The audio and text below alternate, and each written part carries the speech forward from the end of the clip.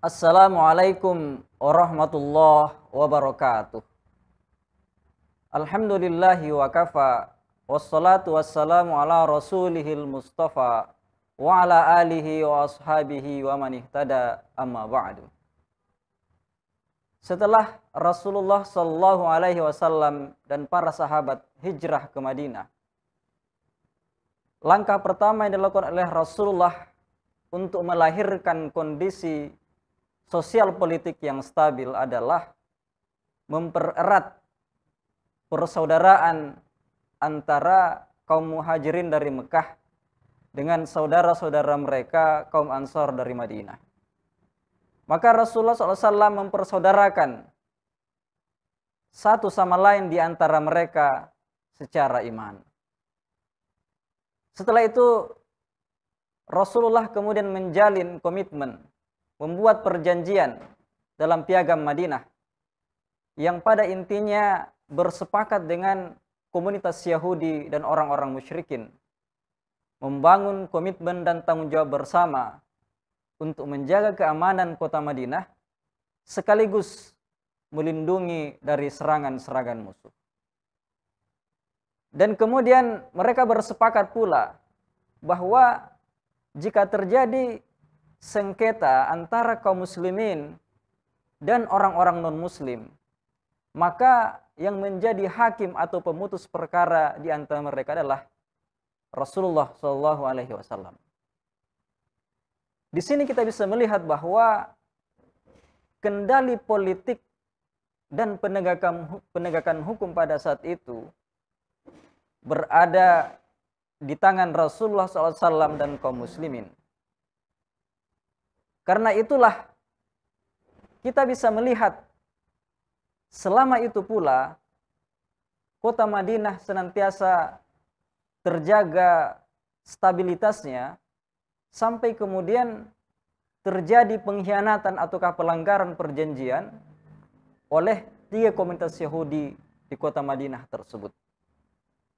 Dan kita bisa menyaksikan bahwa Rasulullah SAW selama memimpin Madinah itu mengayomi dan mengelola ragam masyarakat dari berbagai keyakinan, bukan hanya orang Islam. Maka tuduhan sebagian orang yang mengatakan bahwa negara Islam itu adalah negara yang eksklusif, yang kemudian tidak bisa mengelola keberagaman, ini adalah tuduhan yang tidak mendasar sekaligus ahistoris.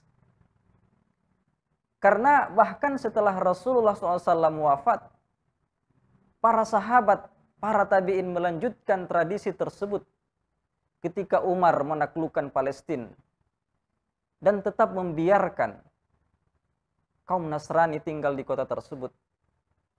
Begitupun ketika Umar bin As menaklukkan Mesir, orang-orang Nasrani Koptik pun tetap dibiarkan hidup dan itu masih eksis sampai sekarang. Begitupun ketika kaum muslimin menaklukkan Andalusia, menaklukkan Spanyol, Portugal, kaum Kristen Eropa tetap hidup dan dibiarkan eksis. Dan sepanjang sejarah kita bisa melihat bahwa sejak zaman Rasulullah SAW sampai kemudian zaman kekhilafahan berikutnya,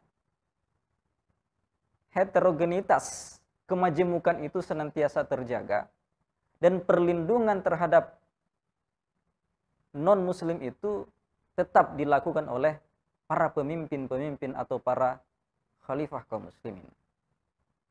Jadi intinya politik dalam negeri negara Islam itu adalah bagaimana menjadikan kaum muslimin yang berada di dalamnya ini senantiasa taat dan patuh menjalankan syariat-syariat Islam. Dan bagi orang-orang non-muslim akan tetap diberikan kebebasan untuk menjalankan keyakinan-keyakinan mereka tanpa ada paksaan.